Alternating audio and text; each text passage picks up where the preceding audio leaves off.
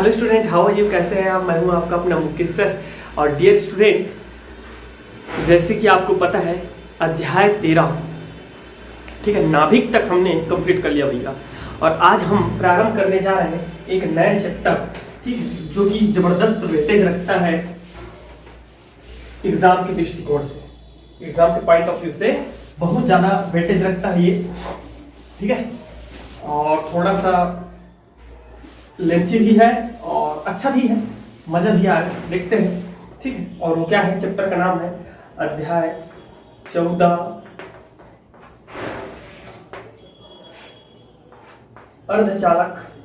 अर्धचालक इलेक्ट्रॉन की पदार्थ, युक्तियां एवं परिपथ, इतना बड़ा इसका नाम है। और जिस तरीके से इसका नाम है उसी प्रकार ये चैप्टर भी है बड़ा, ठीक है। तो let's start dear student, what is अर्धचालक इलेक्ट्रॉनिक युक्तियां, पदार्थ, परिपथ को भी साइड में रख दो थोड़ा सा, है ना। परिपथ देखेंगे, बहुत सारा परिपथ बनाना पड़ेगा। तो क्या है भैया, देखो अर्धचालक पदार्थ क्या है ये सुन लो पहले। तो कुछ ऐसे पदार्थ है, ठीक है, जो सामान्य ताप पर या 0 डिग्री केल्विन सेल्सियस जो है, सॉरी 0 डिग्री केल्विन पर हमारा कुछ अलग की भांति कार्य करता है, अर्थात उसमें से किसी भी प्रकार का धारा का प्रवाह नहीं होता। किंतु कुछ टेम्परेचर बढ़ाने पर, उसका ताप बढ़ाने पर वह एक सुचालक की भांति कार्य करने लगता है, अर्थात उसमें से धारा का प्रवाह होने लगता है। ऐसे पदार्थों को हम लोग बोलते हैं अर्धचालक। और इन्हीं अर्धचालकों से कुछ ऐसे हम इलेक्ट्रॉनिक चीजें बनाते हैं, पदार्थ बनाते हैं, ठीक है, जैसे डायोड है, ट्रायोड है, ट्रांजिस्टर है। अब ये आपको बहुत कठिन लग रहा होगा, ये क्या बोल रहे हैं सर, समझ में नहीं आ रहा है, कुछ ऐसा उदाहरण दो जो हमको दिखता हो। भाई LED TV, light emitting diode, LED TV. पहले जो टीवी आता था देखते थे आप, बड़ा बड़ा टीवी आया करता था, ठीक है, उसको चलाने के लिए अलग से स्टेबलाइजर लगाओ। और आजकल देखो आप, बस इतना फाइन, ये तो कुछ नहीं है, ब्लैक बोर्ड जो दिख रहा है तो मोटा, बहुत मोटा है, बस एक पेपर के समान पतला आजकल टीवी आने लगी है, ठीक है। एलईडी लाइट होती है, ठीक है, एलईडी लाइट। पहले जो CFL आता था, उससे पहले बजाज और वगैरह वगैरह का जो पीला वाला लाइट आया करता था, तो उसमें क्या होता था, ऊर्जा का क्षय बहुत ज्यादा होता था, हानि बहुत ज्यादा हुआ करती थी, ठीक है, इसलिए गर्म हो जाता था। आज भी उसका उपयोग करते हैं, कहाँ आप वो देखो, जो मुर्गी वगैरह रखते हैं जो, है ना, वहां यूज किया जाता है ताकि उसका हीट प्रोड्यूस कर सके, उसके रूम को, ठीक है, गर्म रख सके, इसलिए, ठीक है। लेकिन आजकल हमारे घरों में नहीं देखा जाता। रीजन ये है क्योंकि ये जो एलईडी लाइट है उससे ऊर्जा की खपत बहुत कम होती है, जिसके कारण हमारा जो है बिजली का बिल भी कम आता है। और ये तो बहुत, मैं एकदम सामान्य सा, और बहुत सारे उदाहरण है, जैसे कि जस्ट लाइक एग्जांपल, जितने सोलर पैनल, सोलर सेल आजकल देखते हो आप, पूरा का पूरा क्या है, वो भी जो है हमारा इलेक्ट्रॉनिक युक्ति है, डायोड है, इलेक्ट्रॉनिक युक्ति है, ठीक है। उसके अतिरिक्त आप लोग जब अपना कोई भी इलेक्ट्रॉनिक युक्ति देखते हो, जैसे कि आपका घर में DTH वगैरह हो गया या रेडियो वगैरह हो गया, तो उसमें कुछ इस प्रकार का 2 पैर वाला और इस प्रकार का आपको एक पर्टिकुलर चीज दिखता होगा। ये क्या है, डायोड रहता है। 2 चीजें रहती है मोस्टली, एक कैपेसिटर रहता है, उसमें सबसे ज्यादा जो चीजें रहती है वो रहता है कैपेसिटर, ठीक है, और क्या रहता है, डायोड रहता है। कई ठो में 3 पैर रहता है, उसका 3 पैर इस प्रकार से, तो वो होता है ट्रायोड। क्या होता है, ट्रायोड। और ये होता है डायोड। पढ़ेंगे क्या चीज है डायोड बेहतरीन तरीके से, ठीक है। और कुछ कैपेसिटर भी रहता है, ठीक है जी। तो ये मोस्टली पाया जाता है। आपके मोबाइल है, तो ऐसा भैया आज के समय में ऐसा समय आ गया है कि बिना हम इलेक्ट्रॉनिक युक्तियों के, ठीक है, या अर्धचालक से ही इलेक्ट्रॉनिक युक्तियां बनती है। और बिना इलेक्ट्रॉनिक युक्तियों के, इन सभी चीजों के, हमारा जो इलेक्ट्रॉनिक, जो हम वर्ड बोल रहे हैं और जिस चीज को इलेक्ट्रॉनिक बोलने पर जो हम समझते हैं, वो पूरा का पूरा अधूरा है, ठीक है जी। तो सबसे पहले ये चीज आता है कहां से, अर्धचालक से। ये सब चीजें कहां से बनती है? अर्धचालक से बनती है। इसलिए मैं सबसे पहले आपको अर्धचालक का डेफिनेशन बताया कि कुछ ऐसे भी पदार्थ हैं जिसकी आप जानते हैं, उसका हम लोग 2 डेफिनेशन पढ़ेंगे। एक अभी नॉर्मल बताऊंगा, उसके बाद हम लोग ऊर्जा बैंड के रूप में भी पढ़ेंगे, जो कि आप सबको पता है भाई क्या होता है अर्धचालक, है कि नहीं। तो अर्धचालक वे पदार्थ होते हैं जो 0 केल्विन ताप पर आपका कुचालक की भांति कार्य करता है, अर्थात उसमें से किसी भी प्रकार का धारा का प्रवाह नहीं होता, किंतु जब ताप बढ़ाया जाता है तो उसमें क्या होने लगता है? धारा का प्रवाह होने लगता है, ठीक है। वो क्या है? दैट इज अर्धचालक, सेमीकंडक्टर, जिसकी आप केमिस्ट्री पढ़ते होंगे तो वहां तो पता ही होगा सबको, है ना। केमिस्ट्री हम जब पढ़ते हैं तो वहां सबको पता है, सिलिकॉन है, जर्मेनियम है, आर्सेनिक है, एंटीमनी है, ठीक है जी, बोरान है, और इसके अतिरिक्त एक और है, छठो है। तो ये सभी क्या है? अर्धचालक। पूरे आवर्त सारणी में छठो जो है क्या है? हमारा अर्धचालक तत्व है। तत्व की बात कर रहा हूं मैं, ठीक है। अब बात कर लेते हैं डियर स्टूडेंट, हम लोग क्या है? चालक पदार्थों की, मतलब चालकता की बात कर लेते हैं। तो सबसे पहले जो आता है हमारा, आता है आपका चालक, जिसको हम लोग धात्विक चालक भी कहते हैं, ठीक है, धात्विक चालक भी कहते हैं।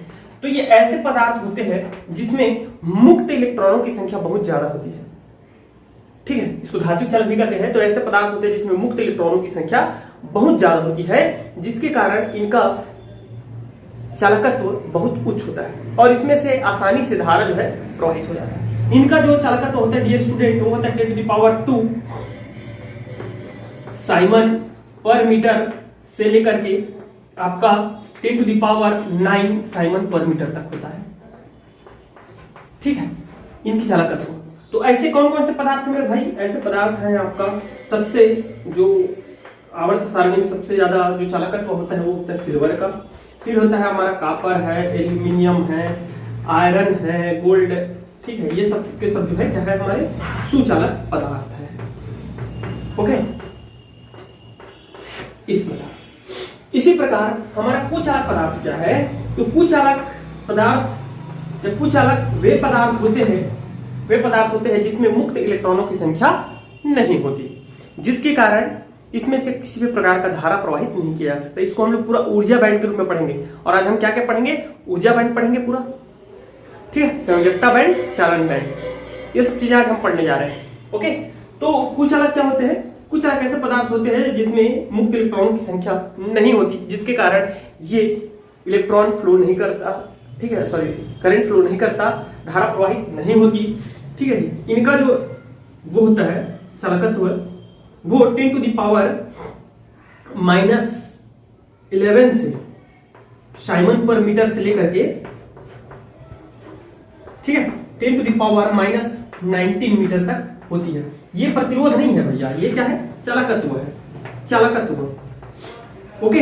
Conductance, that is a conductance.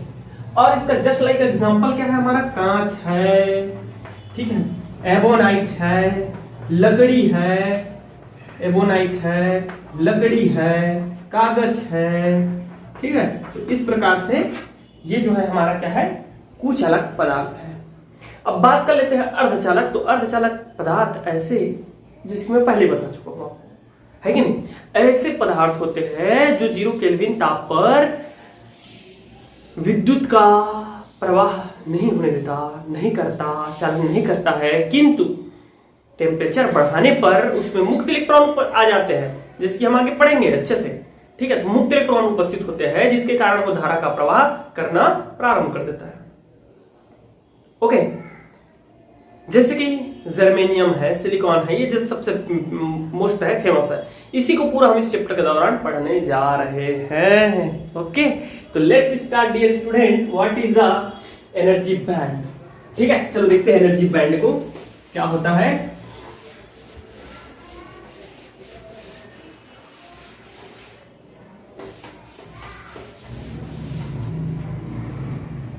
ठोसों में ऊर्जा बैंड, ठोसों में ऊर्जा बैंड, ऊर्जा बैंड,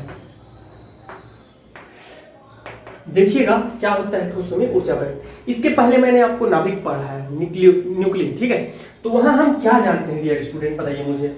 नाभिक में बोर, आदरणीय श्री बोर साहब, बोर ने हमको बताया था कि किसी भी जो है परमाणु की किसी पर्टिकुलर इलेक्ट्रॉन का जो ऊर्जा होता है वह इस सूत्र के माध्यम से दिया जाता है, En that is equal to -13.6 divided by n square electron volt. ये हम जानते हैं, जानते कि नहीं मेरे भाई? बिल्कुल जानते हैं, है कि नहीं? यदि सपोज करो कि इसको मैं क्या कर लेता हूँ, n इज इक्वल टू 1 ले लेता हूँ, मतलब यहाँ 1 रखता हूँ, तो ये जो इसकी ऊर्जा जो हो जाएगी ये आ जाएगी -13.6 इलेक्ट्रॉन वोल्ट। इधर ऊर्जा है इसमें इलेक्ट्रॉन वोल्ट में, और ये जो दिख रहा है ये आपको कक्षा है। ये किसने हमको बताया था? बोर ने। इसी में जब हम 2 रखते हैं, इसको 2 रख देंगे तो ये हो जाएगा -13.6 डिवाइडेड बाई 2 टू द 4, ठीक है, और 4 इसका मल्टीप्लाई करेंगे 3 चौक 12 -3 पॉइंट आपका आ जाएगा 3, आपका -3.4 आएगा, -3 पॉइंट क्या आ जाएगा 4 आ जाएगा। इस प्रकार ये हो जाएगा हमारा -3.4। आराम से समझिए, बढ़िया से समझिए, ज्यादा टाइम भी नहीं लूंगा और अच्छे से समझाऊंगा, ठीक है। तो ये हो जाएगा। इसी में अगर हम 3 रखते हैं डियर, तो 3 जब रखा जाएगा इसमें तो ये हो जाएगा 9, 3 या 9, और 9 एकम 9 -1, ठीक है, 9 एकम 9, और यहाँ जाएगा 4, 9 पंचे 45, कैरी 1, 9 एकम 9, -1.51। तो ये वाला जो गैप जो ज्यादा था वो यहाँ के थोड़ा सा क्या हो गया, कम हो गया। मतलब ये देखिए यहाँ पे गैप कितना है, अप्रोक्सीमेट हम लोग मान लेते हैं 10 इलेक्ट्रॉन वोल्ट का है, जबकि इन दो कक्षाओं के मध्य, मतलब N2 और N3 के मध्य जो गैप है वो मात्र कितना है आपका, अप्रोक्सीमेट 2 इलेक्ट्रॉन वोल्ट का। तो ये 10 है तो मात्र 2 इलेक्ट्रॉन वोल्ट का गैप है। n इज इक्वल टू 3, तो यहाँ आ गया -1.51। आया नहीं आ रहा भाई? बोल दो यस सर, ठीक। या इसको मैं थोड़ा सा ना क्या है बड़ा बना देता हूँ, ओके, थोड़ा सा दूर बना देता हूँ ताकि आपको अच्छे से समझा सकूं। हालांकि इनमें गैप जो है इसकी रिस्पेक्ट में बहुत कम होता है, बहुत कम नहीं मतलब कम होता है, जिसकी आप देख पा रहे हैं, बता भी रहा हूँ आपको मैं, -51 इलेक्ट्रॉन वोल्ट हो जाएगा। इसी प्रकार जब आप आगे बढ़ते हो तो ये हो जाएगा 4 चौक 16, यहाँ 4 रखेंगे चौथे कक्षा के लिए, ये हो जाएगा, है कि नहीं?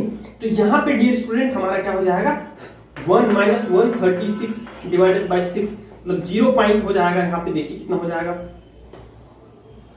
16 हम 160, 16 पंचे 16 96, 16 सत्ते 112, 16 अट्ठे 128, 128 होगा। तो 36 में से 28 को घटा दीजिएगा, 16 में से 8 गया 8, ये हो जाएगा 16 पंचे 80, 0 पॉइंट -0.85 हो जाएगा। कितना हो जाएगा, -0.85, n इज इक्वल टू 4, -0.85। थोड़ा धैर्य रखेंगे, ठीक है, थोड़ा धैर्य रखेंगे, पेशेंस रखेंगे, ताकि मैं आपको अच्छे से क्लियरली समझा सकूं चीजों को, ओके। ये तो इस प्रकार आप आगे और बढ़ते जाएंगे तो हमें क्या मिलते जाएगा, और इसी प्रकार की एनर्जी जो है कक्षाओं का मिलता जाएगा, ठीक है। तो वास्तव में ऊर्जा बैंड या ऊर्जा स्तर क्या है? सुनो, ऊर्जा स्तर विभिन्न परमाणुओं के विभिन्न कोषों में उपस्थित इलेक्ट्रॉनों का जो ऊर्जा होता है वो भिन्न भिन्न होता है, और इस प्रकार प्राप्त आरेख को हम लोग बोलते हैं ऊर्जा आरेख। और इस प्रकार जो ऊर्जा का जो स्तर प्राप्त होता है हमको, उसको बोलते हैं ऊर्जा स्तर या ऊर्जा बैंड, ऊर्जा स्तर या ऊर्जा बैंड। अब बात ध्यान ये रखने वाली है, मात्र ये ध्यान रखिएगा, ये जो है ये बोर ने किसके लिए दिया था, हाइड्रोजन परमाणु के लिए दिया था भाई, ठीक है, जैसे कि मैं आपको पूरा पढ़ा चुका हूं, मैं नाभिक में देख लीजिएगा जाकर के, ये किसके लिए दिया गया था, हाइड्रोजन परमाणु।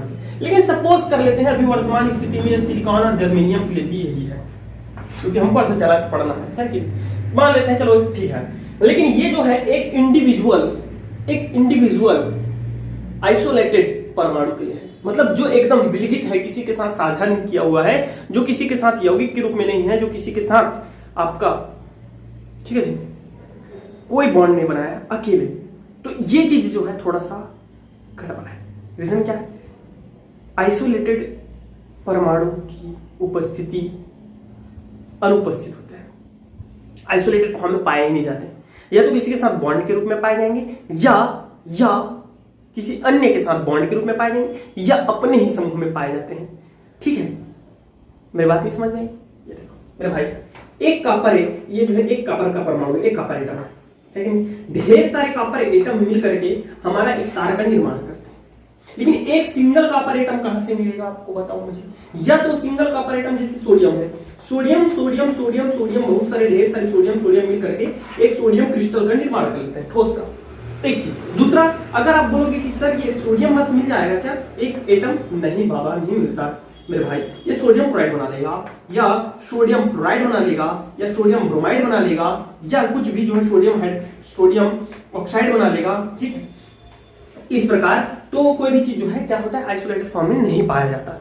इसलिए ये जो ऊर्जा स्तर देख रहे हो वो केवल सिंगल एटम के लिए सॉरी हाइड्रोजन परमाणु के लिए बोर ने प्रदर्शित किया था, ठीक है। अब यहां ऊर्जा बैंड हम कैसे पढ़ेंगे, ठोसों में पढ़ेंगे। ऊपर लिखा हुआ है परमाणु में नहीं, ठोसों में, ठीक है। तो एक घन सेंटीमीटर किसी ठोस के एक घन सेंटीमीटर, अगर ये एक ठोस है और इसका जो है आयतन है कितना, 1 घन सेंटीमीटर, मतलब इसकी लंबाई चौड़ाई और ऊंचाई कितना है 1 सेंटीमीटर है, ठीक है सब चीज। तो इसमें जो एटम की संख्या होती है वो होती है 10 टू द पावर 23।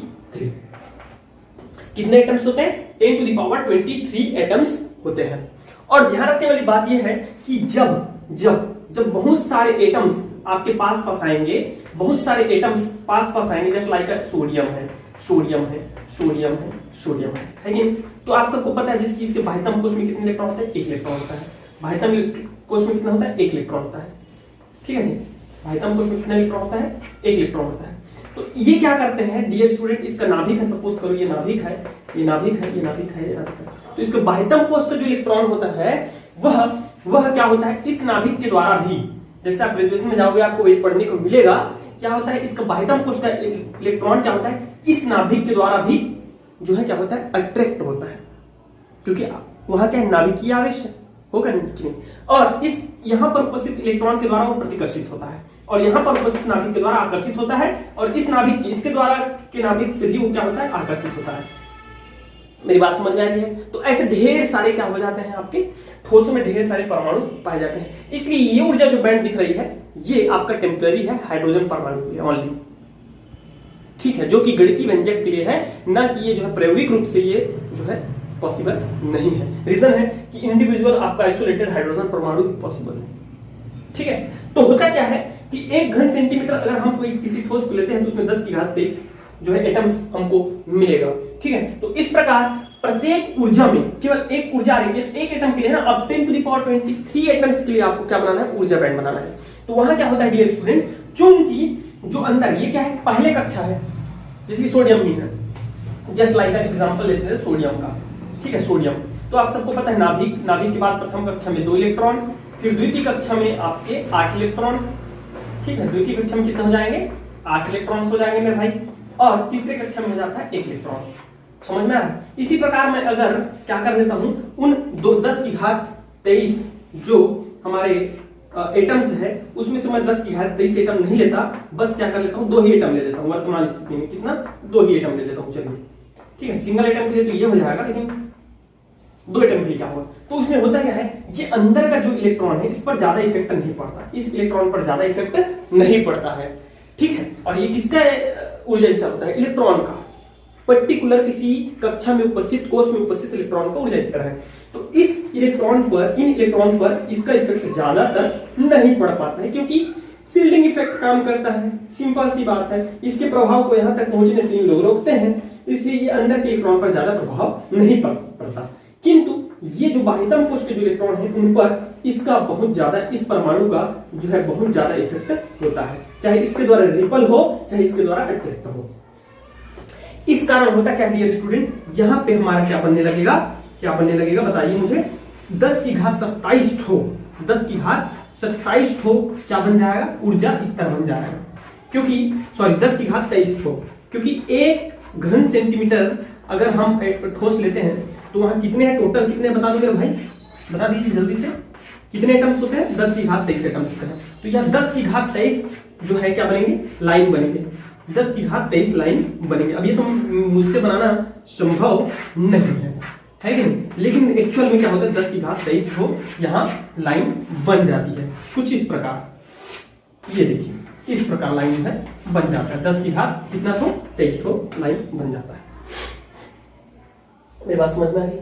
अब दूसरे में क्या होता है, दूसरे में भी 10 की घात 23 बनेगा, क्योंकि पूरा ठोस में कितने, एक घन सेंटीमीटर जो हम लोग ठोस लिए हैं उसमें कितने एटम्स हैं, 10 की घात 23 एटम, दूसरे में ही बनेगा। लेकिन यहाँ और यहाँ अंतर क्या होता है ये बता रहा हूं मैं आपको।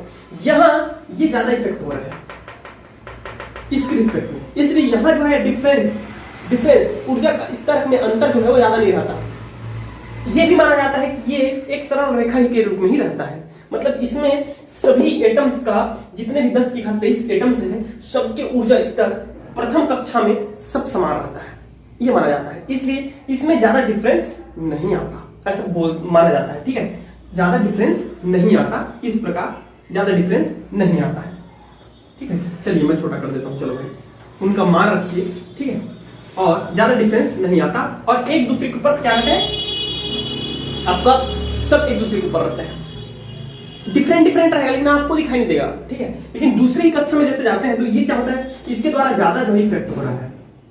ठीक है, इसके रिस्पेक्ट में ये जो बाह्यतम कोश में आ गए, इसलिए ये जो है इसके द्वारा इलेक्ट्रॉन के द्वारा रिपल होगा, इसके द्वारा अट्रैक्ट होगा, और इस नाभिक के द्वारा भी अट्रैक्ट होगा। इस प्रकार इसमें थोड़ा सा आपको जो है लाइन जो है दिखने लगेंगी, मतलब इसमें थोड़ा सा जो है ऊर्जा स्तरों, जो उनका ऊर्जा स्तर है उनमें डिफरेंस रहता है। क्या रहता है, डिफरेंस रहता है, अलग अलग दिखाई देते हैं। ठीक है, थोड़ा सा तो इस प्रकार डियर स्टूडेंट, अगर मैं इसको इस प्रकार बना देता हूं, ठीक है, तो आपको कुछ मान के चलिए इस प्रकार आपको दिखाई देगा। जस्ट लाइक एग्जांपल ना, ये कोई रियलिटी नहीं है ऐसा कुछ बनने वाला है नहीं मेरे भाई। ठीक है, ये मैं कुछ ऐसा बना दिया। ठीक है, आपको कुछ दोनों में अंतर दिख रहा होगा। लेकिन तीसरे जैसे परमाणु की बात करते हैं तो तीसरे एटम की जो एनर्जी होती है तो 10 की घात 23 एटम्स है, तो तीसरे कक्षा में जो एनर्जी गैप्स रहते हैं वो थोड़ा सा इनमें क्या हो जाता है, इस प्रकार इनमें ज्यादा रिपल्सन रहता है, मतलब इनका ऊर्जा स्तर बहुत जो है 10 की घात 23 जो एटम्स हैं सबके जो है थोड़ा सा अधिक दिखाई पड़ता है। ठीक है, अलग अलग दिखाई पड़ता है, मतलब उनमें डिफरेंस ज्यादा रहता है, इस प्रकार से। ठीक है, अब चीजें समझ में आ रही है आपको। इसको मिटा देते हैं, चलिए सोडियम के लिए लिखते हैं तो इस प्रकार। ओके, तो दैट इज अ ऊर्जा बैंड। किसी ठोस की क्या है, ऊर्जा बैंड क्या है भैया, तो इस प्रकार ये है हमारा ऊर्जा बैंड। किसी ठोस में उपस्थित सभी परमाणुओं की किसी विशेष कक्षा की ऊर्जाओं का जो स्तर होता है उसे हम ऊर्जा बैंड कहते हैं। ये जो है वो, अगर कोई ठोस ले लेते हैं, जिसके सोडियम ठोस ले लिया, तो सोडियम ठोस में उसके तीसरे कोष में उपस्थित सभी एटम्स के तीसरे कोष में उपस्थित इलेक्ट्रॉनों का क्या है, ऊर्जा बैंड है मेरे भाई। समझ में आई बातें, ये है दैट इज ओके। अब देखते हैं हम लोग संयोजकता बैंड और चालन बैंड। ठीक, चलिए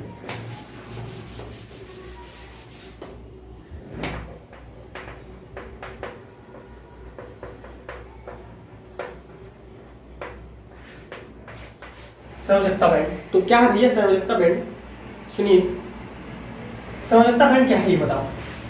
तो वो संयोजकता बैंड ये चीज है, किसी भी ठोस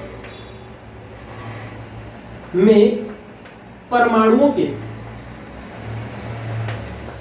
संयोजी इलेक्ट्रॉन का ऊर्जा स्तर जो बैंड बनाता है, क्या जो बैंड बनाता है उसे क्या कहते हैं, हम संयोजकता बैंड कहते हैं। अब ये देखिए, क्या ये तो डेफिनेशन हो गया, ठीक है, आप लोग लिख लीजिएगा डेफिनेशन को अच्छे से। अब मैं इसको समझा रहा हूं आपको, है चीज क्या है। सोडियम का हम लोग देखा है भाई, सोडियम को बनाया था, है ना। तो सोडियम के लिए आप सबको जैसे कि पता है, प्रारंभिक कक्षा में हो गया 2 इलेक्ट्रॉन, द्वितीय कक्षा में होता है मेरे भाई कोष में आपका 8 इलेक्ट्रॉन, ठीक है, और इसके तृतीय का कोष में होता है हमारा 1 इलेक्ट्रॉन। तो हम जैसे कि सबको पता है, केमिस्ट्री पढ़ते हैं, फिजिक्स पढ़ते हैं, बाह्यतम कोष में उपस्थित इलेक्ट्रॉन ही साझा के लिए, किसी के साथ शेयरिंग के लिए उपलब्ध रहता है, ठीक है ना। और सबसे पहले अगर निकलेगा कोई तो यही निकलेगा। इस कारण इसको हम लोग बोलते हैं संयोजकता कोष। और इस इलेक्ट्रॉन को क्या कहते हैं, संयोजी इलेक्ट्रॉन कहते हैं। तो इस प्रकार प्रत्येक सोडियम में, क्योंकि ये सोडियम के लिए है, और सोडियम का ठोस, तो सोडियम के ठोस अर्थात 1 घन सेंटीमीटर ठोस में 10 की घात 23 एटम्स है। तो प्रत्येक सोडियम का एक एक संयोजी इलेक्ट्रॉन होगा, और सभी संयोजी इलेक्ट्रॉनों का अपना एक ऊर्जा स्तर होगा, जैसे कि यहाँ पे बनाया गया है कि नहीं? क्योंकि N1 में आपका 1s2 आता है, और N2 में आप सबको पता है क्या आता है मेरे भाई, बोल दीजिए 2s2 N2p6 आता है कि नहीं? और 3s में तो यहाँ पे 3s1 एक तो भरा आएगा सोडियम के लिए, तो वहां सभी जितने भी इलेक्ट्रॉन है, सभी पूरे ठोस के जितने भी एटम्स हैं सोडियम परमाणु के, उनके इलेक्ट्रॉनों का एक निश्चित ऊर्जा स्तर होगा, ठीक है? और यही ऊर्जा स्तर हमारी कहलाती है क्या चीज? संयोजकता, संयोजकता बैंड, ठीक है मेरे भाई? ये जो दिख रही है वही क्या है? संयोजकता बैंड है। अब इसमें इंटरेस्टिंग चीजें क्या ही बता रहा हूं आपको, ठीक है? संयोजकता बैंड किससे करते, डेफिनेशन समझ में आ गया? 0 केल्विन ताप पर, 0 केल्विन ताप पर हमेशा जो है आपका 0 केल्विन ताप पर हमेशा संयोजकता बैंड जो होती है, ठीक है, वह संयोजकता बैंड जो होती है, ऊर्जा स्तर का संयोजकता बैंड जो होती है, वह या तो पूर्ण पूरित होगा या आंशिक रूप से भरा होगा। क्या होता है? पूर्ण पूरित होता है या आंशिक रूप से भरा होता है, आंशिक रूप से। खाली कभी नहीं हो सकता, खाली कभी नहीं हो सकता, याद रखिएगा। ये हमेशा या तो पूर्ण पूरित भरा रहता है, पूरा भरा रहेगा, ठीक है, या आंशिक रूप से भरा रहता है, जैसे कि आप सबको पता है, इसकी सोडियम आंशिक रूप से एक भरा हुआ है, ठीक है, और पूर्ण पूरित रूप से भरा रहेगा कौन सा? जस्ट लाइक 18वें समूह तत्व, ठीक है। तो इस प्रकार वो पूरा जो है भरा रहता है। ओके डियर स्टूडेंट, इसमें यह जो है विद्युत के चालन के लिए जिम्मेवार नहीं होते, इसमें क्योंकि मुक्त इलेक्ट्रॉन नहीं होती, जिसके कारण ये विद्युत चालन में भाग नहीं लेते। वर्तमान स्थिति में 0 केल्विन ताप पर ये जो है विद्युत के चालन में भाग नहीं लेते, ठीक है, ये भी बात ध्यान रखिएगा। अब बात करते हैं चालन चालन बैंड क्या है। ये चालन बैंड क्या है, ये देखिए सिलिकॉन जर्मेनियम है, हम जानते हैं यही अर्धचालक में। मैं आपको बताया था सिलिकॉन जर्मेनियम जो 0 केल्विन ताप पर जो है कुछ चालक की भांति कार्य करता है, ये इस चालकता प्रदर्शित नहीं करता, लेकिन जैसे ही इसका ताप टेम्परेचर बढ़ाया जाता है तो ये इसको चालक की भांति कार्य करने लगते हैं। क्यों? क्योंकि इसके जो संयोजकता बैंड में जो इलेक्ट्रॉन्स होते हैं, वह जब ताप टेम्परेचर बढ़ाया जाता है, मैं नहीं बोल रहा हूँ विद्युत क्षेत्र लगाने की बात नहीं कर रहा हूँ, सिर्फ ताप बढ़ाने की बात कर रहा हूँ। ताप बढ़ाने के कई साधन हैं, ठीक है। तो जैसे ही ताप बढ़ाया जाता है तो यहाँ के इलेक्ट्रॉन निकल करके थोड़ा सा ऊपर चले जाते हैं, उत्तेजित हो जाते हैं, और एक नए जो है क्या करता है, नए बैंड का निर्माण करता है, क्योंकि जहां इलेक्ट्रॉन होगा तो वहां तो एनर्जी होगी कि नहीं होगी, बैंड होगी कि नहीं होगी, तो ये सभी के सभी एक नए बैंड का क्या कर लेते हैं, निर्माण कर लेते हैं। और इस नए बैंड को मेरे भाई जो नाम दिया गया है, दैट इज अ चालन बैंड। क्या? चालन band, conductance band, that is a valence band, ठीक है। ये है हमारा क्या चीज, चालन बैंड। क्या है? चालन बैंड, समझ में आ रहा है। और चालन बैंड के ही इलेक्ट्रॉन विद्युत प्रवाह के लिए जिम्मेवार होते हैं, अर्थात यही जो है धारा का प्रवाह करते हैं। ये जो है 0 केल्विन ताप पर, क्योंकि 0 केल्विन ताप पर नहीं, यह 0 केल्विन ताप पर नहीं लिखेंगे, है ना, यह आंशिक रूप से भरा होता है, या रिक्त भी हो सकता है, लेकिन हमारा जो संयोजकता बैंड है वह कभी भी रिक्त नहीं रहता। मेरी बात समझ में आ गई? तो ये है स्पेशल जो है चालन बैंड, वैलेंस बैंड, एंड इसकी एनर्जी को हम लोग शो करते हैं ईसी से, एनर्जी जो है कंडक्टेंस एनर्जी, और इसके एनर्जी को बोला जाता है dear student EV, valence energy, ठीक है। अब देख लेते हैं डियर स्टूडेंट ऊर्जा वर्जित ऊर्जा अंतराल, या इसको नाम से जाना जाता है एनर्जी गैप। किसके नाम से? एनर्जी गैप के नाम से जाना जाता है, एनर्जी गैप के नाम से, ठीक है। तो what is the energy gap? Easy, simple है, वेरी सिंपल है। क्या, इधर देखो, ये क्या है भाई, ये है हमारा संयोजकता बैंड और यह चालन बैंड। तो संयोजकता बैंड और चालन बैंड के ऊर्जा के बीच के बैंड को, ये बोल दीजिए, बीच के बैंड को क्या बोलते हैं, आपका वर्जित ऊर्जा अंतराल कहते हैं, वर्जित ऊर्जा अंतराल कहते हैं, एनर्जी गैप कहते हैं। ठीक है, इसका मान जो है आपका चालन बैंड और संयोजकता बैंड के ऊर्जाओं के अंतर के बराबर होता है। मतलब चालन बैंड और संयोजकता बैंड के जो है ऊर्जाओं के अंतर को हम लोग क्या बोलते हैं, ऊर्जा अंतराल कहते हैं। यहाँ पे जो गैप बन रहा है दैट इज एनर्जी गैप। इसको एक ऐसे भी जाना जाता है क्या कि आपका इसका चालन बैंड का अधिकतम ऊर्जा और संयोजकता बैंड की संयोजकता बैंड की अधिकतम ऊर्जा, ये मैक्सिमम है ना भाई, नीचे से यहां तक से है तो यहां से नहीं लेना है आपको, इसके यहां से लेना है। क्या चीज, ईसी मैक्सिमम, चालन बैंड की कंडक्टेंस बैंड की न्यूनतम, मिनिमम, ठीक है, और आपका वैलेंस बैंड की मैक्सिमम, वी मैक्सिमम। मैं बता रहा हूं आपको, टेंशन ना ले, बिल्कुल भी ना ले। इसका जो चालन बैंड का है इसका अधिकतम और संयोजकता बैंड का अधिकतम और चालन बैंड का न्यूनतम ऊर्जाओं के अंतर को, मतलब ये वाला जो अंतर है इसी को हम लोग क्या बोलते हैं, एनर्जी गैप बोलते हैं। इसमें एक चीज ये है कि यहां कोई भी इलेक्ट्रॉन उपस्थित नहीं रहता, कोई भी इलेक्ट्रॉन उपस्थित नहीं रहता, या तो भैया ऊपर में रहेगा या तो नीचे में रहेगा, नहीं रहता। समझ में आ गई। अब चलो देखते हैं इन्हीं चालन बैंड, संयोजकता बैंड, एनर्जी गैप के पदों में चालक, कुचालक और अर्धचालक।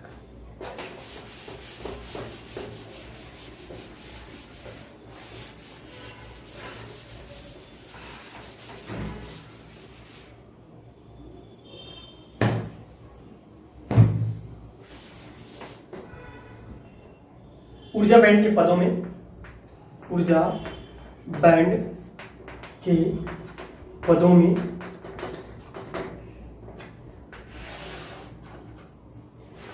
चालक, कंडक्टर, आपका कुचालक, इंसुलेटर और सेमीकंडक्टर, अर्धचालक, इनको देखना है। ठीक है, अर्धचालक।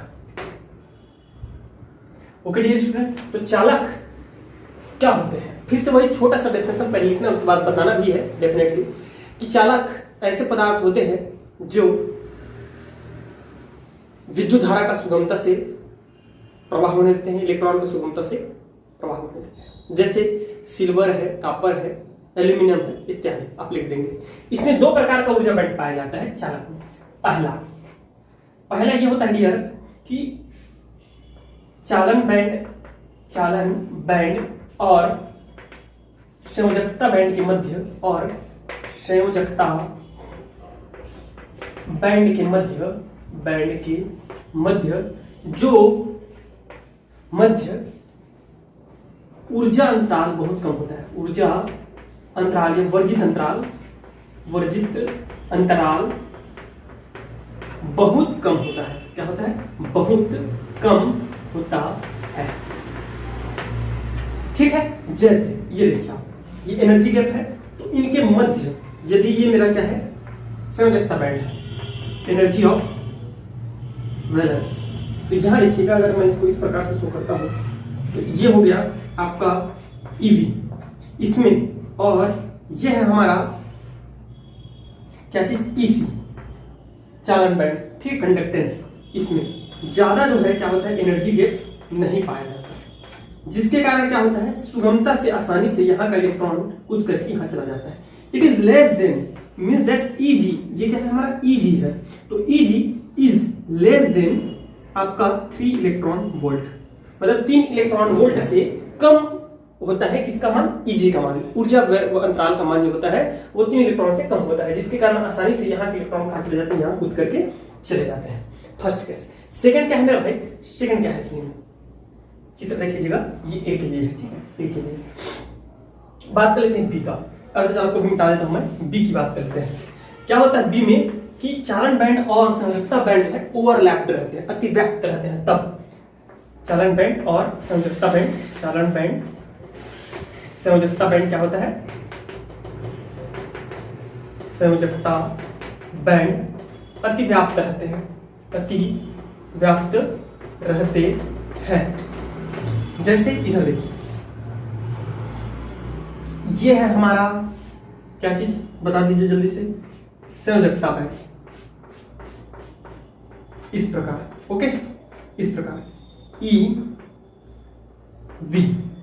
और मेरे भाई, मेरे दोस्त, मेरे यार, क्या इसी में ओवरलैप्ड रहता है, ओवरलैप्ड रहता है क्या चीज बोल दो, क्या चीज बोल दो, चालन बैंड।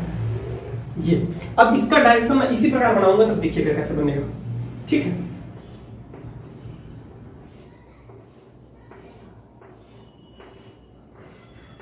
ये देखिए, ठीक है।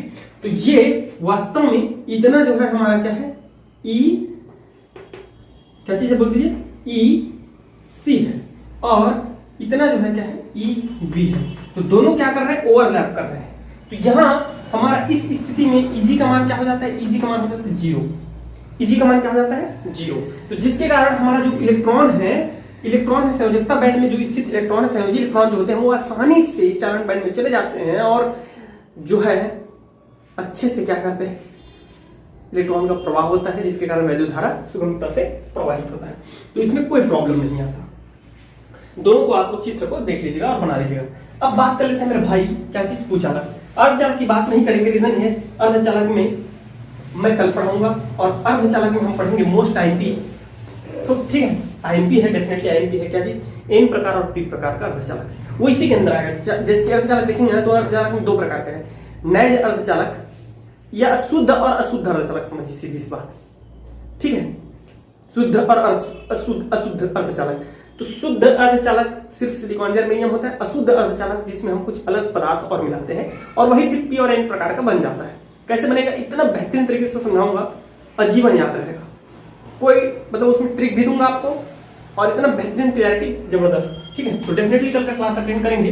तो अर्धचालक को हम लोग कल के लिए छोड़ते हैं, कुचालक को समझते हैं। तो कुचालक में क्या होता है यार, कुचालक में जो होता है हमारा संयोजकता बैंड, संयोजकता बैंड और चालन बैंड के बीच जो होता है, चालन बैंड के बीच वर्जित ऊर्जा अंतराल बहुत ज्यादा होता है, वर्जित ऊर्जा अंतराल बहुत अधिक होता है, बहुत अधिक होता है, ठीक है। जिसके कारण इलेक्ट्रॉन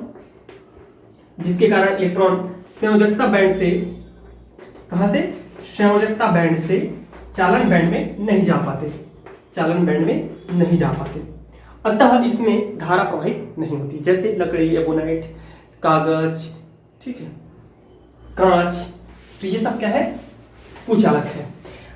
जैसे कि हीरा है, तो हीरा में क्या होता है, और याद, ये भी याद रखिए, देखिए इधर क्या है, कुचालक जो होता है, सॉरी, चालक जो होता है डियर, चालक, तो चालक का Eg का जो वैल्यू होता है, Eg is less than 3 electron volt, मतलब 3 इलेक्ट्रॉन वोल्ट से इसका जो Eg मतलब ऊर्जा अंतराल का गैप जो रहता है वो 3 इलेक्ट्रॉन वोल्ट से कम रहता है, ठीक है, जिसके कारण आसानी से वहां से कूद के चला जाता है।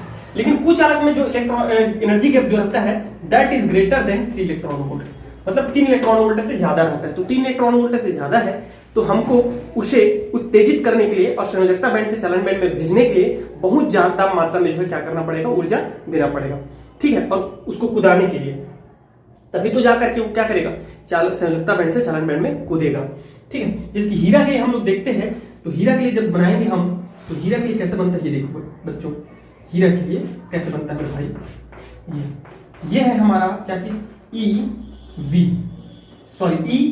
वी, यस, ई वी, और ये है मेरा क्या चीज,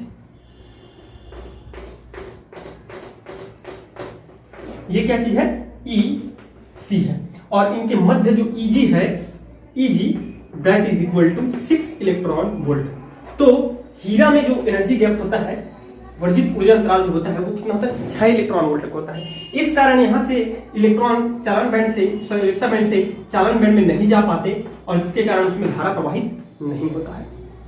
समझ में आ गया? तो ये चीज है आपका कैसी कुचालक। ओके मेरे भाई, तो आज की क्लास में बस इतना ही करते हैं, फिर नेक्स्ट क्लास में हम लोग देखेंगे, बता दिया ना आपको, कुचालक, अर्धचालक, इन प्रकार, आईएम के टॉपिक केमिस्ट्री में भी है, फिजिक्स में भी है। Thank you very much and best of luck.